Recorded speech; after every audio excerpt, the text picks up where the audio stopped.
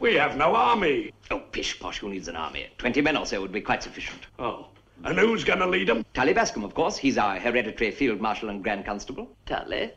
No, not Tully. He's a very nice boy, but he's never been any good at games. Exactly. You can't send Tully on a mission like this. He's got fallen arches, flat feet, sinus, migraine, claustrophobia, and high blood pressure.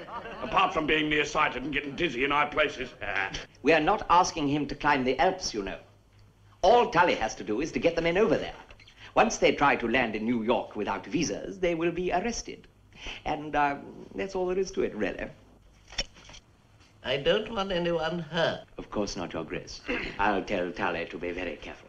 Besides, we can send Will Buckley with him. Buckley was a sergeant in the British Army in the other war. He can act as interpreter. Well, gentlemen, there's only one way. We have but one choice. Bankruptcy or prosperity. Which will it be? I move we declare war on the United States of America.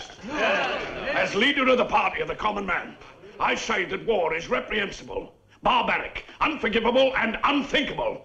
And I second the motion.